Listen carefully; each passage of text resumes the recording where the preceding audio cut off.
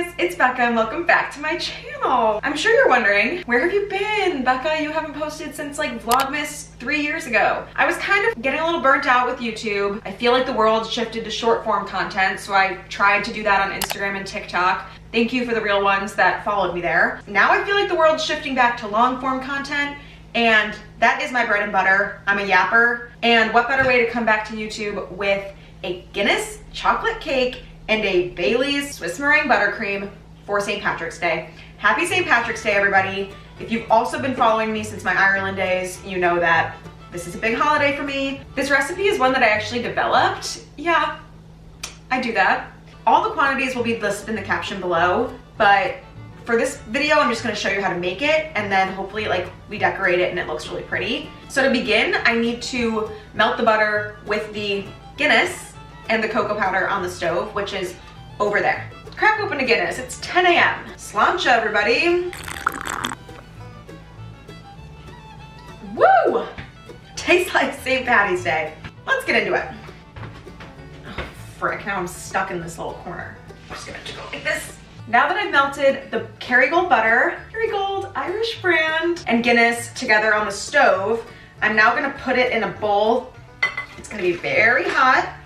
Whisk your cocoa powder with, oh, let's pause for ambulance. Whisk your cocoa powder with your Guinness butter mixture, and you're gonna make like a, it's not like a paste, but it's like a homogeneous mixture. Whoa, groundbreaking. I use Dutch processed cocoa powder.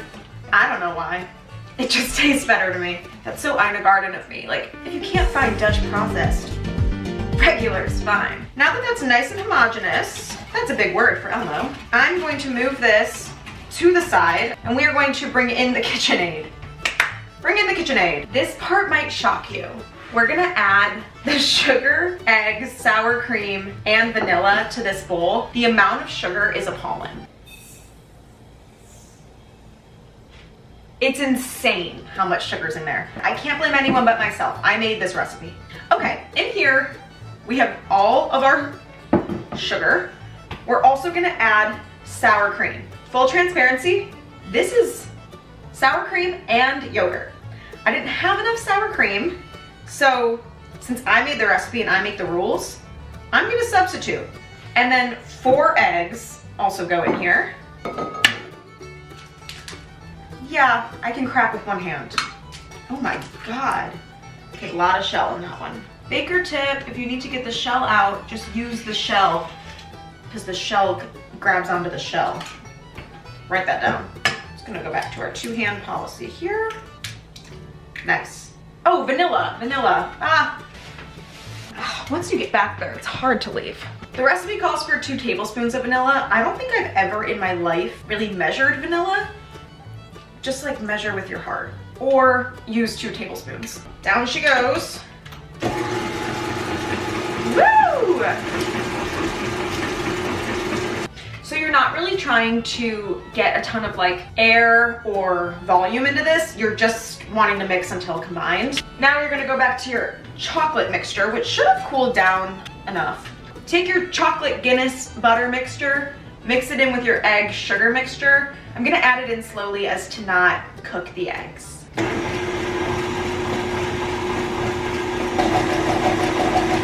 Great! We're done with the whisk. We can take the whisk off. We're not done with this whisk though. We're also done with the KitchenAid. KitchenAid sounds like it could be a young Irish girl's name. Like Sinead, KitchenAid. So I'll think about that for a second. Down I go. We're gonna take our that was crazy. We're gonna take our flour. We actually do need our big bowl. And we also need a sieve. We're gonna sift baking soda and salt. And then we're also gonna sift all of our flour. I'm not the biggest believer this does a ton, but I think for this cake specifically, I have found when I was recipe testing that if I didn't sift it, it did clump very easily. This part's a little bit technical. So you're gonna whisk by hand the flour, but sift it in first and go very slow. I'll demonstrate first and then you guys try. So sift it in, Okay, and then immediately take my whisk, quickly whisk it in, making sure to get all the lumps. Oh my God, it kind of smells like yogurt. It'll be fine. While I do this, I thought I could catch you guys up on where I've been in the last couple of years. Lots changed, a lot has happened. I got engaged. I got a dog, half Australian Shepherd, half Golden Retriever, named Luna. Yeah, I'm planning a wedding, baking a lot. If you follow me on Instagram, I feel like you know most of this. What's new with you guys? Feel free to comment down below. I'm sure the biggest question everyone's asking is, are you still friends with Irish Anna? Yes, obviously, she's coming to my wedding. This is the last installment of the flour, and thank God. Oh, fudge. Okay, batter's done. Time to fill the pans. This, I want to say, will make enough for 3 8-inch pans, but now that I'm looking at it, I fear it makes much more.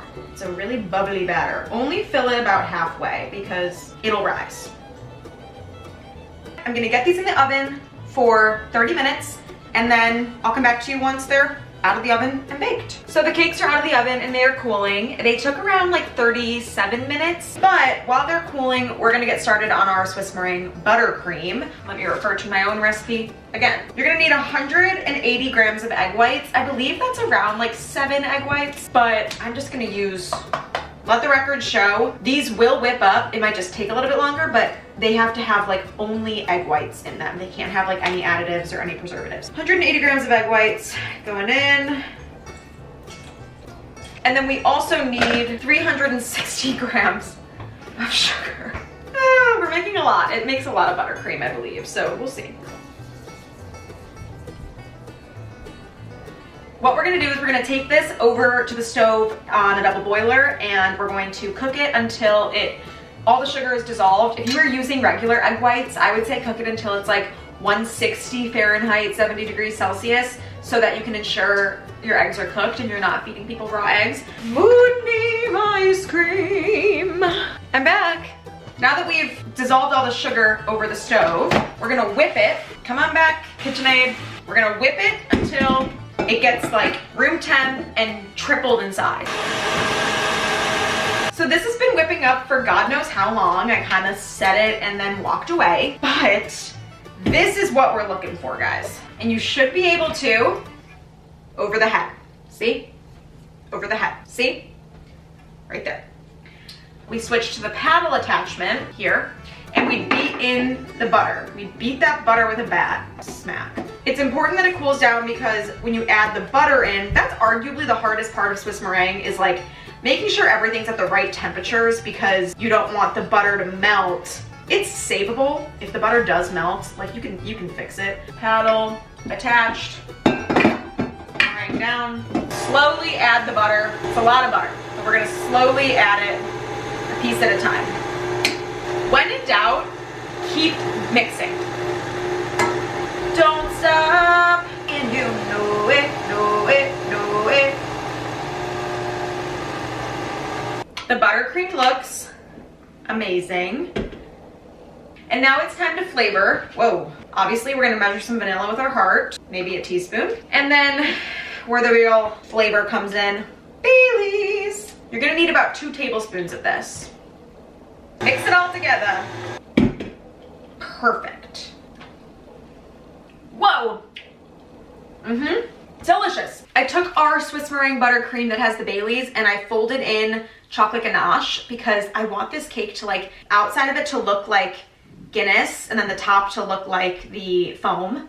First, I want to soak each layer in Baileys. The cake itself is super tender, and then this also will just help keep the cake very moist. I genuinely just think I'm gonna time lapse this.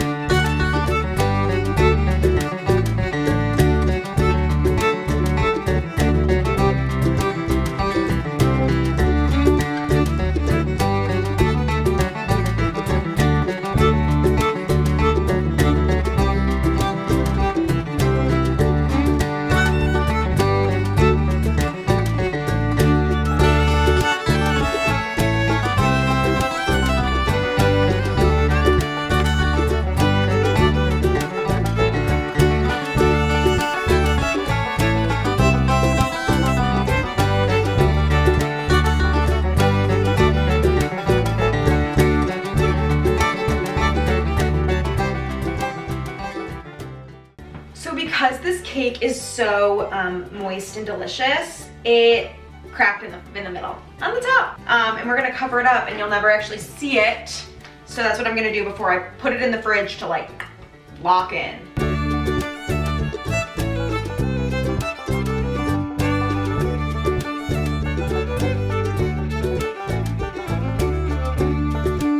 Tell me more when I go home, the boys won't leave the girls alone. All right, I gotta put this in the fridge. I've decided the sides we have to keep rustic. The top, however, and it is leaning a little, whatever, I'm not a professional. The top, however, I wanna make look like little bubbles, like the foam at the top of Guinness. So I'm using like a really just round tip. I'm just gonna kind of learn as I go here. Oh, that looks nice. Figure it out. Maybe I'll do a bigger one there. Yeah, okay. I kind of want it to like foam over.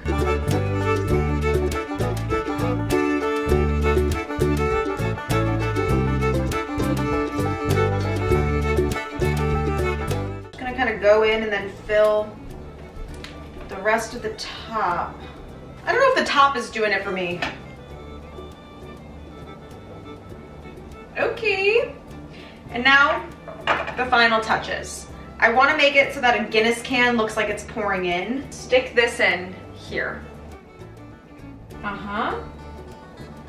We're gonna like bubble it, like ripple it almost. Yeah, sure. Wow, this is it. This is my final Guinness cake. Thank you guys so much for watching. I had so much fun making this and I'm really happy to be back making long form content again. So please like and subscribe. Let me know what you want to see down below. Probably more baking videos, maybe some vlogs. Thank you guys so much for watching and happy St. Patrick's Day. Bye.